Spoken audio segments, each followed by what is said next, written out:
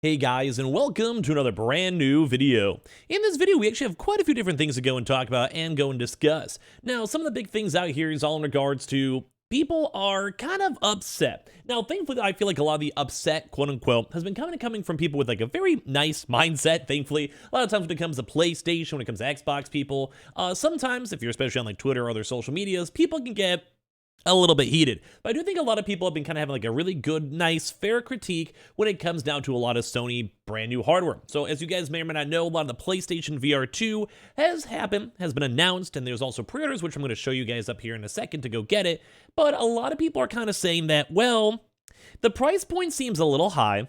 It's obviously more expensive than the console. It's really hard to justify kind of in like this current day and age and climate. And just a lot of people are kind of more on the skeptical side. Now, I kind of want to go talk about this too because I'm kind of in the same boat. So I kind of think the tech seems kind of nice. I think the console seems kind of cool, but it might be a hard sell for me. So I kind of want to hear your thoughts and comments on this throughout the video, especially for this because it just came out today. And as well, I'm going to go kind of highlight some people up on Twitter and kind of showcase up the kind of general opinions of what's going on, why people are upset, and I mean, in theory, it's kind of usually at the day-to-day, but we could go from there. So make sure you guys are subscribed with the notifications on, as well for the brand new PlayStation 5 giveaway. We have the Amazon links down below for the signups. We have the Twitter link down below for bonus entries. We have the Twitch room down below too as well.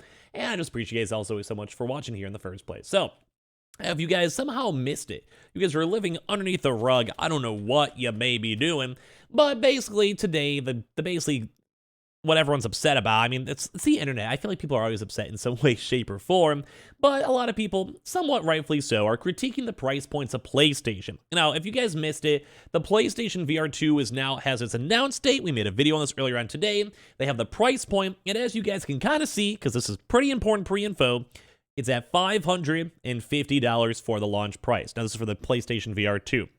As you guys can probably go and tell, that is quite literally more money than the PlayStation console itself, or if you guys are in different regions, potentially around the same 1-to-1 depending on the currency ratio. And when it comes to that, that's expensive. I think a lot of folks are kind of assuming that's kind of a lot. Now, the big issue here, where I've kind of been seeing, I'll summarize some of the stuff and highlight some other things, is that there really isn't that many brand new games coming out. Now, at least when we have like the PlayStation 5, or let's even say the Xbox Series X, at $500, even if you don't buy a single game, you could still go play games like Rocket League, Fortnite, Apex, and a lot of really other Genshin Impact, like a lot of really good games that can still fill your time, and as well, a lot of games also go on sale, let's say for PlayStation Plus, or even for Game Pass, you kind of have a wide variety of games if you sign up for it. Now, that's kind of nice and dandy, because you get a pretty good value, you have a nice console, you even have a media center where you can run apps, like there's a lot of actual good merits and other bonus features for the PlayStation or Xbox consoles by themselves. And that's also why a lot of folks are saying that the PlayStation VR2 is also a little bit too expensive. Now, it is more of a niche product. It's also more of an enthusiast product. Like, I mean, a lot of folks, I think if you have a VR, I have a VR myself, you kind of know it's like, it's enthusiast, you're kind of paying a little bit more, it's future technology, it's kind of like buying like an iPhone 1. Like, you don't really know what you're getting yourself into, it seems cool, you're probably overpaying for it, but like, hey, you like tech, you want to check it out, or say like a Tesla, like you kind of just want to go and get it. And that's, I think, a big thing, is that a lot of folks, a lot of the big critiques and comments, and if we kind of chance to kind of scroll through this, is that people have at least been being fair. Honestly, like, we have some comments here. Honestly, $550 is a fair price for PSVR 2, considering the tech you're getting. And I would agree. I think the tech list overall, we actually saw a pretty nifty tweet over here, kind of just showcasing and highlighting up the stuff again for the PlayStation blog.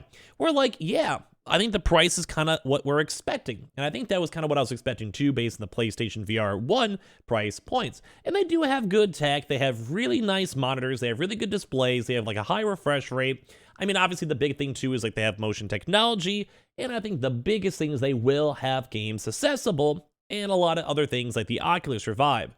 There are games out there and there are cool games out there, but I mean, not that really that many. So, I mean, at least we have something planned up for PlayStation 2 as well. But the one big thing is that these specs are cool. And if you compare those up to other different types of VR, yeah, they're nice. Yeah, they're nifty. But the one biggest struggle over here is that, once again, it's pretty expensive. So they actually had a proper game list too. We kind of scrolled through it before, but the PlayStation actually does have at least a few individual games. Like they have the brand new Horizon game coming out and a few other various games that are specifically just for VR. But kind of going back to my original comparison where a lot of folks are critiquing is that a game like Fortnite or Apex, those are pretty solid games with pretty active player bases and a lot of folks that will be there that will be able to play the game. You know, like fill up the lobbies and they'll have updates and dev support and just like options. Like they're going to have cool stuff. While all these PlayStation games, they may be a very niche team or like maybe an experimental team, and they may not go put the love and care that they have into in the PlayStation itself. And a lot of people have been critiquing that, and I think that's kind of a valid critique, mainly because do you really want to spend $550, which is more than the PlayStation 5, to then go and also play games that may not have long-term support? Maybe go play it for a week and then no one else plays it because there's only a few million people total, let alone folks that might just be using it for other stuff or playing single-player games like the Horizon game, etc. Like, it kind of leaves a lot to be desired. And as well, once again, there's funny enough, I mean, thankfully this issue is getting a little bit less extreme, but like there's a lot of folks out there that still need to get their consoles. And thankfully, this is a very expensive price point, so some people might be like, yeah, I could wait on the PlayStation VR, so I don't think there's going to be that much, like, pent-up demand. Like, I think it might sell out the first few weeks or so, but I think it might be like the Switch OLED, where it'll sell out, and then after a few weeks, like, they'll be around, like, they'll be pretty easy to get, whether it's on the PlayStation Direct or Walmart. But man, it's just expensive too. I think it's expensive. And I really do think a lot of these quotes that we've had is like, I think just a lot of people are saying it's just kind of pushing the line. And I do think that console line's a big one. The fact that the console itself is more, like, it's cheaper. Like, I think that's weird. It's like basically trying to go and buy, like, I don't know, like you buy like Call of Duty for $70 and then you have to go buy like the DLC for 90. Like you kind of just go and give yourself like a double check and you kind of check yourself just to go and see. Now we have had a lot of other comments too that have like other pretty high end VRs. So I'm kind of like getting a little bit of respect. Like we're a little bit negative and people critiquing, and it's a lot of expensive too as well. But like, I think that's just a big thing. You can just scroll through all these comments. Like people are saying, hey, it's just too expensive than the console itself. It seems risky. Now, if I was Sony, I would have eaten the loss and took the $499 just to make it nice and clean. But that's just me. But at least there is like some nice critiques, and a lot of people who have critiqued it have been consistent saying like the techs are good. You compare it to the Valve Index, the MetaQuest Pro, the Vive Pro 2. All of those are thousands of dollars, while the PlayStation VR2 is at $550. And I do believe, like we don't have it on hand, so we can't fully go and push it, but the PlayStation VR1 did actually have a lot of good features and groundbreaking features, because it was more of like a very generalized VR experience. And obviously you have something like PlayStation, if you do a lot of gaming, which a lot of people like to game on their Vive headsets or whatever it may be, that also means good stuff, because that means you can go and have game experiences to, well, do. I think that's cool. I think that's sick. But at the same time, it's still $550, which is a lot of money. Like, you have people over here saying, like, hey, that's just way too much of a price point over here, too. But then also some folks are saying, like, hey, man, like, if you want something nice, you got to pay money for it. You might be one of those people who have the $1 rental services over here, too, as well.